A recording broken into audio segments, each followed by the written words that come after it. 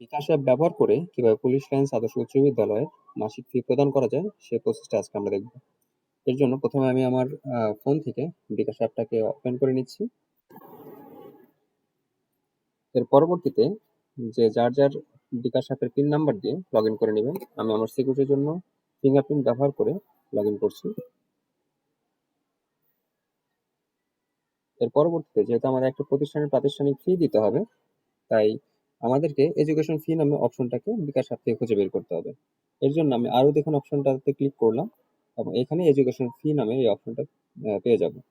এরপর এডুকেশন ফিতে ক্লিক করলে আমাদেরকে নতুন একটা উইন্ডোতে নিয়ে আসবে, যেখান থেকে আমরা দুইভাবে একটা প্রতিষ্ঠানের নাম খুঁজে বের করতে পারি, যে প্রতিষ্ঠানের বেতনটা আমাদের প্রদান করতে হবে। যেহেতু আমরা পুলিশ লাইন্স আদর্শ উচ্চ বিদ্যালয়ে বেতন প্রদান করব, তাই পুলিশ লাইন্স আদর্শ উচ্চ বিদ্যালয় লিখে এখানে সার্চ দিব আমরা।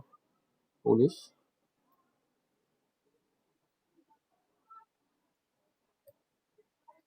যখন পুলিশ লাইন্স আদর্শ উচ্চ বিদ্যালয় লিখে এখানে আমরা সার্চ দেবো, তখনই পুলিশ লাইন্স আদর্শ হাই স্কুল এই নামটা খুঁজে পাওয়া যাবে। এরপর ওই নামটাতে ক্লিক করলে আমাদের নতুন আরেকটা উইন্ডোতে নিয়ে যাবে, সেখান থেকে আমাদের বেতন প্রদান করতে হবে। এই একই কাজটা আমরা অন্যভাবেও করতে পারি, এটা হচ্ছে স্ক্রলিং এর মাধ্যমে। এর জন্য আমরা এখানে নামটাকে সার্চ না দিয়ে নিচের দিকে গিয়েও খুঁজে বের করতে পারি।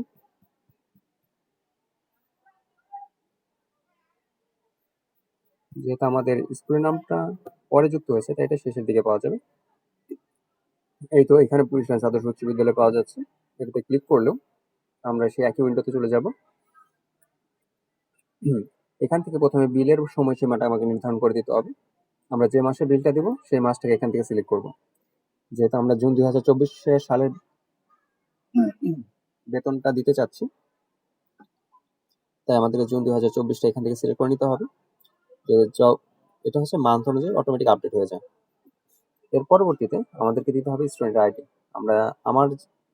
আমি যে স্টুডেন্ট, আমার একটা নির্দিষ্ট আইডি আছে এবং সেই আইডি দিয়ে এখানে দিয়ে দিতে হবে, যাতে করে আমি বেতনটা দিতে পারি।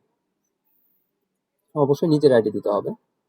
এখানে আমরা উদাহরণ হিসেবে একটা আইডি দিচ্ছি, BDJ6 202405।